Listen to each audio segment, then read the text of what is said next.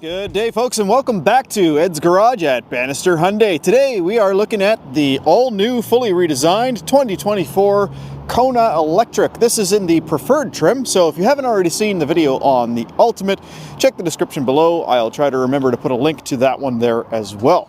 So the preferred trim in Canada is basically the lower trim. So if you're looking in the United States, just look at the lower trim. It's going to be pretty much the same as this. I think it's called the SEL down there. Correct me if I'm wrong. Anyway, this is a 418 kilometer range vehicle on average, of course, a little bit better in the summer, a little bit worse in the winter, but not too much worse. And that's thanks to its equipped heat pump. This comes standard with a heat pump and of course, battery temperature management. You can raise and lower the temperature of the battery. These batteries are a lithium-ion polymer packet cell style battery, and so far Hyundai's been doing really good with their estimated range. So as far as that 418 goes, it should be pretty close to that on average for you. So what I want to do today is just show you everything about the 24 Kona, all of the features that are on this. I'm not going to bother driving it because, as you know, electric cars generally tend to drive pretty nicely. This one does have 200 horsepower, so pretty peppy. Not quite as peppy as the outgoing generation, but that was a smaller vehicle, so it kind of makes sense. This one, the power kind of comes on a little bit smoother, but then it is actually, from what I understand, it is a little bit quicker to 100. But anyway, starting at the front, first things I'll show you here is we do have the nice little pixel mesh grille here right around the forward-facing radar, because this vehicle does have adaptive cruise and autonomous emergency braking and lane keep assistance. There's the camera for all of that. So a combination of those two things, of course, gives you all of that extra safety technology. You got the really nice LED daytime running light here. Now, keep in mind, this does not flicker in real life. It's just my camera that's doing that. You also have the little bar across the front here that comes on when the headlights are on. So they are on right now, but it's kind of hard to see during the day. It's a little bit brighter at night. This one does have LED high beams and regular headlights, and then of course your incandescent turn signals. Got the charge door here, so we open that up. We have a nice little indicator of the current charge level. Now, when you're charging the vehicle, the charge level will actually be indicated here as well by it flashing, telling you that it's charging. What's really cool about this door, though, is it's actually heated. So when the temperature is below zero and you're driving the vehicle, this will actually heat up so that it's easy to open up in the winter, especially if it's caked in snow or whatnot. So we're still using CCS charging connections here, of course. So it's got the J1772 level 1, level 2, and then CCS DC fast charging for level 3. And keep in mind that Hyundai has made an agreement with Tesla, so you will eventually be able to use Tesla supercharging stations with the appropriate adapter. So currently the adapters are being made available. You could purchase them. I'm not sure if Hyundai is going to provide those adapters for free or not. If you want to get a jump on one of those adapters, check out the description below. I'll have a link to a company in Canada that actually sells those adapters. It's called A2Z, and they should work. They are tested to function, and they do function with other brands so far, but not quite with Hyundai, because that sort of agreement between Hyundai and Tesla isn't quite finalized yet. Anyway, looking at the rest here, we go around to the side of the vehicle. You can see our aluminum alloy wheels here. So we've got Kumho Solus all-season tires, and these are a 215/60 R17-inch wheel. Now, a very aerodynamic wheel. So no need to go smaller wheels or more aerodynamic wheels, because these are going to be already very aerodynamic, and they're obviously already small enough. So you got the marker lights on the mirrors here, blind spot monitor in the mirror, proximity entry on the door handle there, and of course you have that cool little Z-cut in there. Oh, that's sort of the standard styling from Hyundai. And if we come around to the back, you can see we've got the little center-mounted stoplight, which looks cool. All the cool light bar pixels along the back here as well. And then a nice flush Hyundai badge over where it says Kona. A few more pixels down here as well. And then, of course, the backup camera is there. Let's pop the trunk open here and have a quick look. All right. So 26 cubic feet of space back here. So that is quite a bit more than the outgoing model, which only had 19. So definitely an improvement here. And there's also some underfloor storage. Check that out. Now, of course, electric vehicles don't often come with spare tires, and this one's no exception, but there is a provision for a spare tire. If you wanted to, you could add that. This floor also can be put down to this lower height if you need a little bit extra space. And this can actually slide down and stay kind of upright in the back, as long as your cargo tray is not there, because it doesn't really work with the cargo tray in place. The seats are a 60-40 split, and I'll go ahead and put one down here so you can see what that looks like. There we go. So you'll see it actually has the same height as the floor. It does go up a little bit, but it's a nice smooth transition at least. So sliding larger items in and out is pretty easy. You also have some storage on the sides and little hooks here in 4 different places actually for shopping bags and whatnot. So that's kind of cool as well.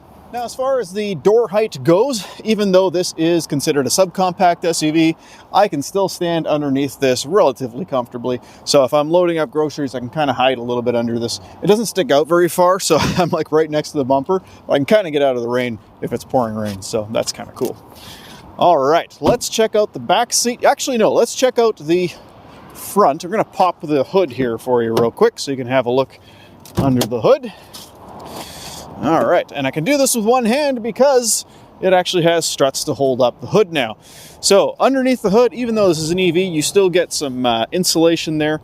There's some insulation along the firewall as well. You got your motor and battery coolant here, windshield washer fluid, fuse box over here. Underneath the fuse box lid, there is the emergency cutoff switch for firefighters. And it's cool. You can just lift it up and then push it back down when you're done. You don't need to snip it. So that's kind of a nice thing. Right here, you can see we have a small front trunk with a little cargo net in there as well. Not the biggest front trunk out there, but it's still very, very usable. And there's just not a lot of vehicles in this class size anymore. I mean, we're really down to like, well, the Chevy Bolt EUV, the Nissan Leaf, the Kia Rio, or not Rio, sorry, Niro. That's pretty much it. That's kind of the only mainstream vehicles that are in the same class range. None of those actually have a front trunk, so that's good to remember. All right, let's check out the back seat now. So front seat is already in a placement where I would drive. All right, and as you can see, I do have plenty of space in front of my knees. Let's put this seat back up. And this is actually kind of cool. This one now has the ability to recline the seat a little bit. So there we go. So now it's in its reclined position. And you also have a center cup holder armrest here. And it's nice and padded. The armrest on the door is not padded. So keep that in mind. That is a solid piece. You have a cup holder here as well. So each of the back passengers gets 2 cup holders. And there's also a nice little convenient spot to put a cell phone and 2 USB-C charging ports. Nice flat floor all the way across and plenty of room underneath the front seat for your feet.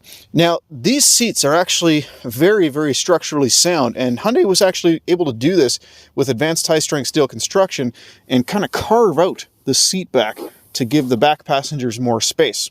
So compared to the last generation, I believe these are about 1.5 inches narrower, but still stronger than the old one. That's pretty cool. So some really neat technology from Hyundai there. We've got, of course, grab handles in all 4 corners, and of course a nice light up here as well.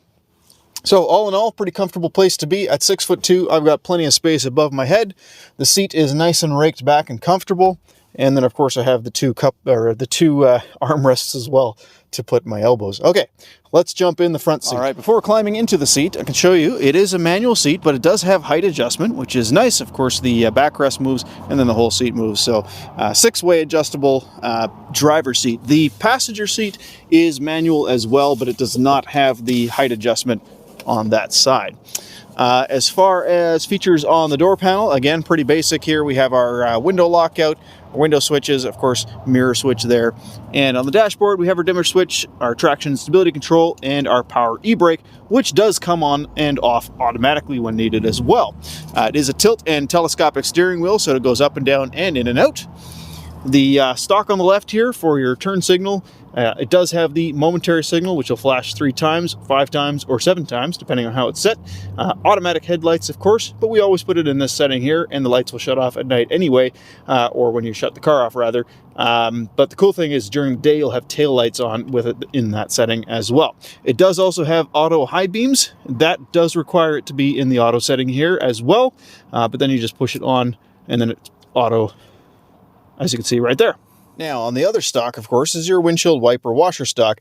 It's just a regular wipers. It doesn't have any auto wipers or anything in this trim level. However, it does have automatic rear wiper. So what that means is that as long as your front wipers are on, if you put the car into reverse, the rear wiper will turn itself on. So that's kind of cool. As for the steering wheel, lots of functionality here.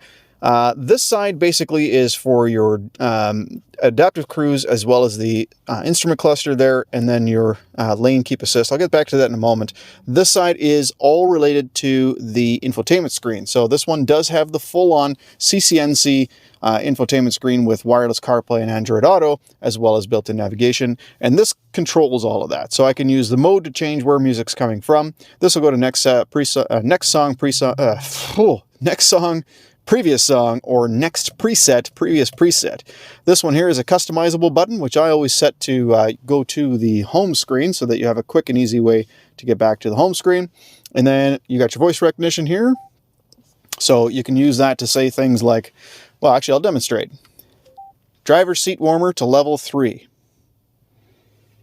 Setting the driver's seat warmer. And there we go. So you can actually use it to control some of the climate control stuff, as well as the radio, the navigation system, etc. So that's pretty cool.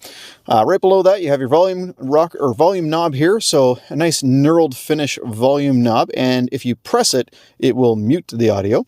And then below that is your hang up or answer phone call button.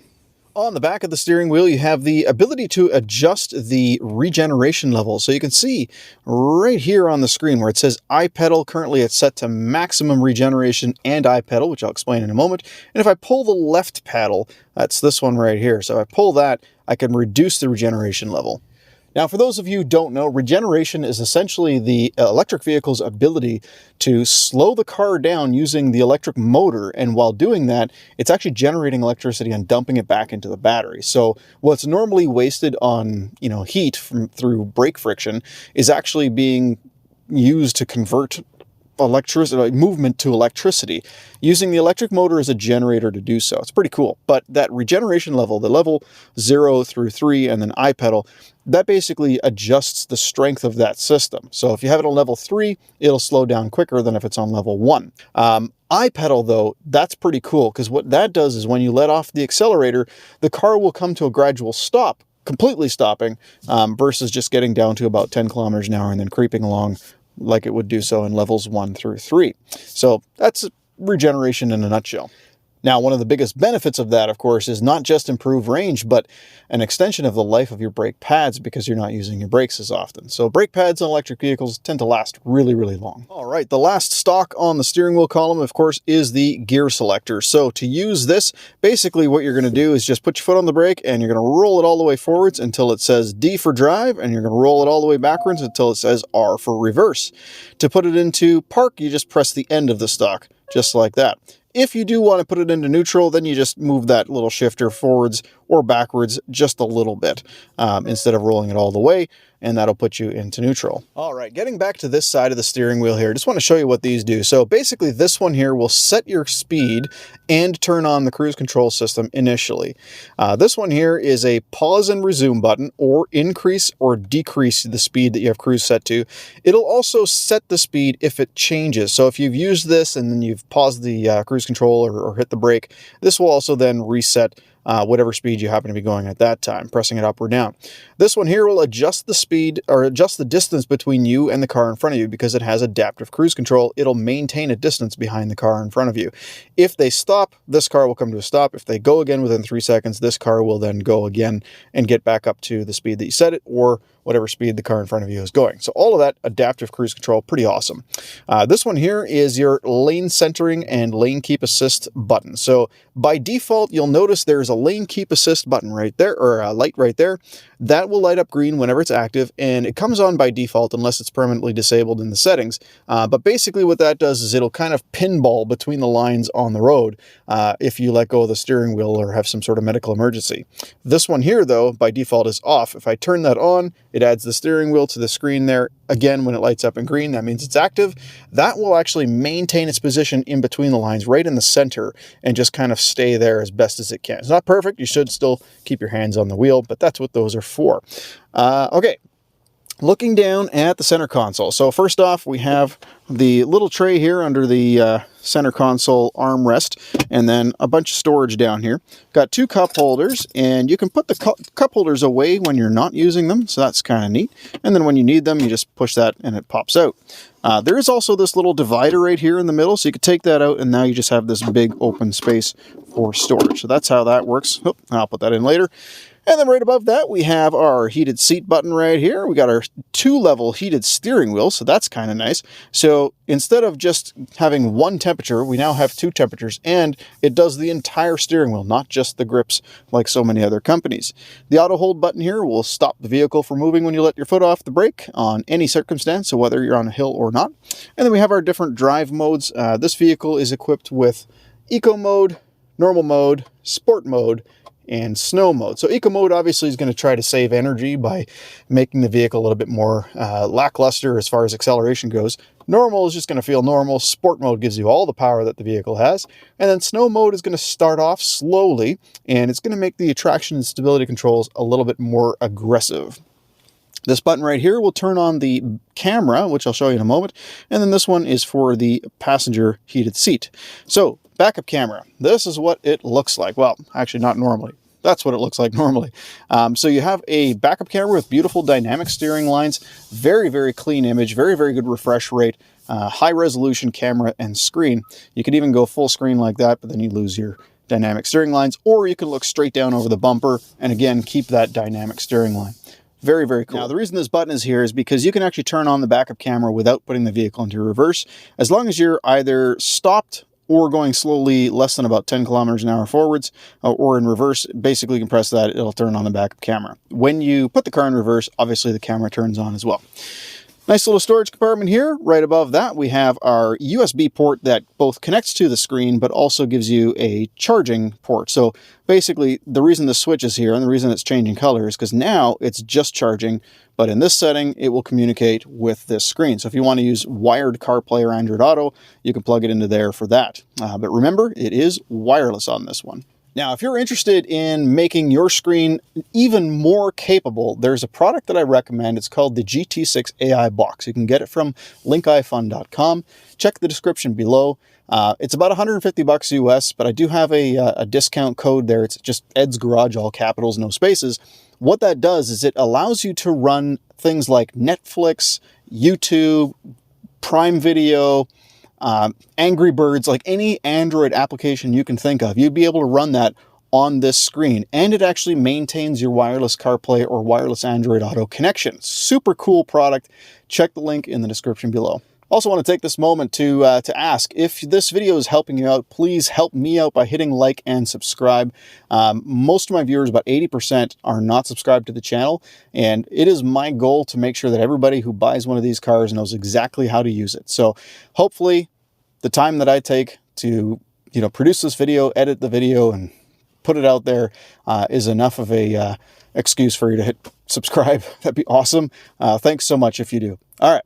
Let's look at the climate control, which is right above all of that stuff. Now, oh, sorry, I missed one thing. So this is your 12-volt port, which is kind of cool, and then your USB port here to charge another phone.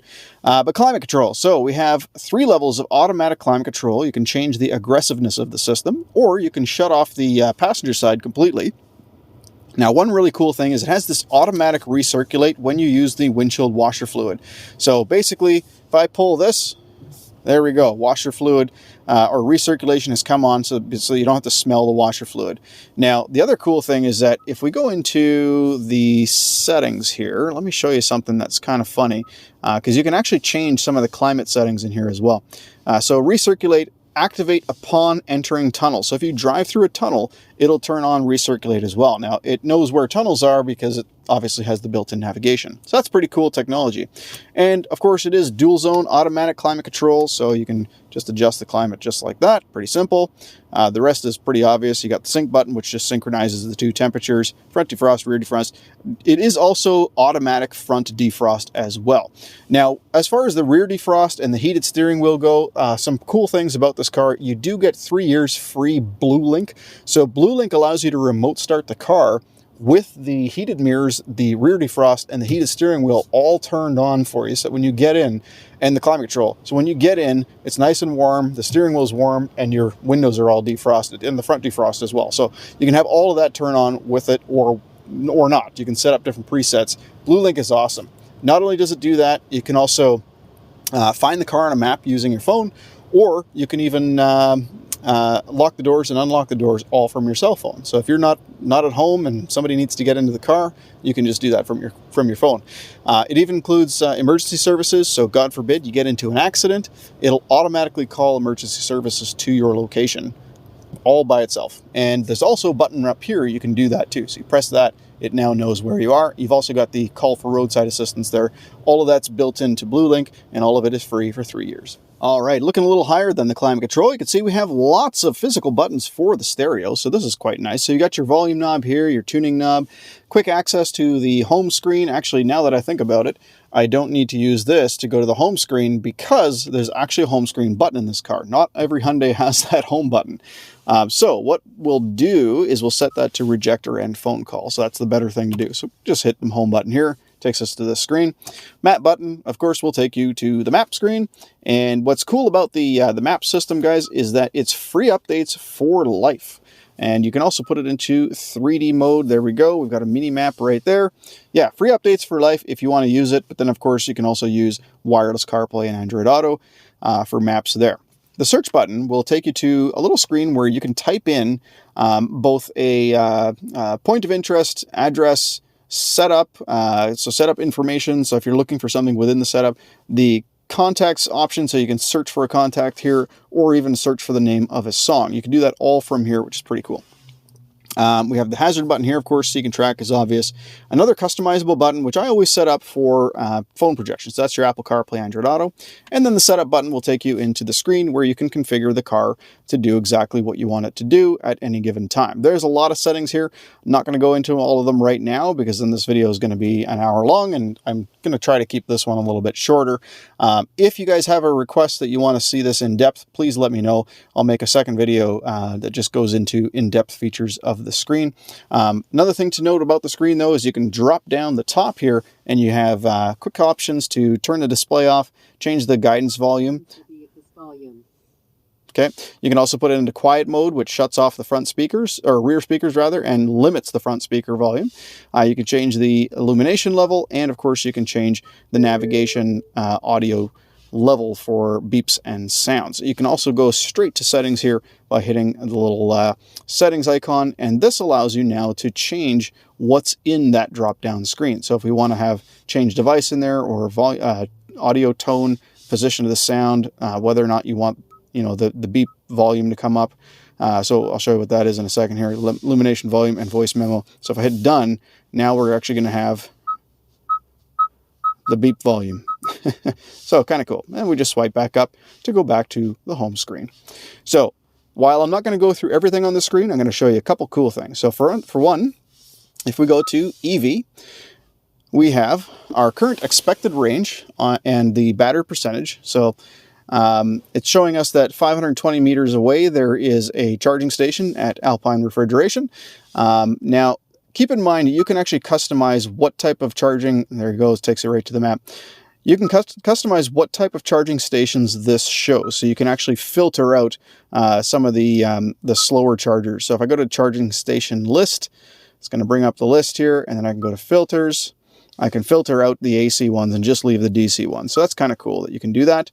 But yeah, let's go back to the screen again here. If I swipe to the left here, we have the current battery status, nearby stations, whether or not you want the charging handle locked. We can even turn on battery preconditioning. So what that is if it's cold out and you want the battery to charge faster when you get to a charging station, you can hit this activate. It'll start to warm up the battery. It does use a little bit of battery power to do that, and does cut into your range a bit, but when you get to your DC fast charging station, it'll charge a lot faster, so that's pretty cool. Under electricity use, this is pretty cool. This shows you a history of how much energy has been given to the individual aspects of the vehicle. So to the drivetrain, the electronics, climate control system, and battery care. But it also shows us in real time how much each one of those things is using. So you notice the electronics currently are using 0.28 kilowatts of energy, 0.4, so very, very little. If I turn on the climate control, you're going to notice that number go up in a second. And then battery care currently hasn't done anything, but if I had preconditioning on, then that would show something as well. The drivetrain also isn't using any energy right now either, because of course we're not moving. And so that number will either go up or even go into negatives when it's charging using regenerative braking. All right, so it's actually already at temperature here. So I'm going to turn up the climate control so that it has to turn the heater on. There we go. So now we're drawing some energy here. 0.78, 1, 1.1, 1.2, 1.3. So this won't really use that much energy, guys. It's on average, you might use 1 kilowatt of energy per hour, which is very, very little. Yeah, we're up to 2 now. But keep in mind, it doesn't stay that way. Once it gets to temperature, this will drop right back down again. So on average, these don't use very much energy at all, thanks to that heat pump. So the fact that it has a heat pump should be one of the reasons why this vehicle is high on your list of potential vehicles to look at if they're electric. Okay, so other than that electricity use here, some other things you want to look at. Let's have a quick look. Okay, so we have voice memory. You can record your voice. Weather is pretty cool. You can see a forecast of the week or the next day, and that's part of BlueLink, so I can't actually show you that, but very, very cool technology. If I go to HD radio data, this is a fun one, so I can check to see what the traffic looks like in the area. I can also see the Doppler radar. So go back out of there, go to Doppler radar. So this is basically showing us any precipitation in the area. Currently it's nice and dry, so don't have to worry about any precipitation. So that's kind of cool. We also have vehicle diagnostics and maintenance here as well. And then the online manual, this is cool. You scan this, it takes you to a digital version of your user manual. And what's really cool about that, by the way, if we go into media here, and into the FM screen. Just turn this down. By the way, if you want to set presets to the FM stations, you just put the little stars there. You can do the same with the AM and Sirius XM. But if I tap this little menu icon right here, and then scroll up, I can go online manual. And now if I scan this, it takes us to the digital manual, but it takes us to the radio page of the digital manual. So the last thing I want to show you is just a little bit about the instrument cluster. So first off, the instrument cluster can be changed to a classic theme. So that looks like that now. So we actually have not a digital speedometer, an analog speedometer, or we can go back to a digital speedometer. We can also change the style of the display. So you can see here I've got sort of the red, cool-looking one, or I can even have that with the digital speedometer. But I can link that to the drive mode so that when I put the vehicle into different drive modes, it actually has a different display, and it plays a little animation when you change that. So pretty cool. The other things on this screen right away while we're looking at it here, you've got your current speed limit that you're allowed to go. Right up here, of course, is what your headlights are doing, which drive mode you're in, whether or not the car is turned on, the outside temperature, the gear that you're in, the level of battery that you have left, so the percentage, the drive mode level, or the regeneration level that you're in, the overall odometer, the range till empty, and then this little thing here will move as you drive, showing you, whether or not you're using power or charging, and then of course your digital speedometer there, or analog speedometer if you're in that setting. Okay, I think that's where we're going to end the video today. So just want to say thank you so much for getting this far. I know it's a bit of a longer video. If you haven't already done so, please click like, subscribe, and don't forget to comment below if you have any questions. If you'd like to see more about that infotainment screen, as I mentioned before, please don't hesitate to let me know, and maybe I'll do a full in-depth analysis of the infotainment screen. Sorry, it just got really, really sunny all of a sudden. But anyway, I'm going to leave it there. Thank you so much for watching. Have a great day. Take care.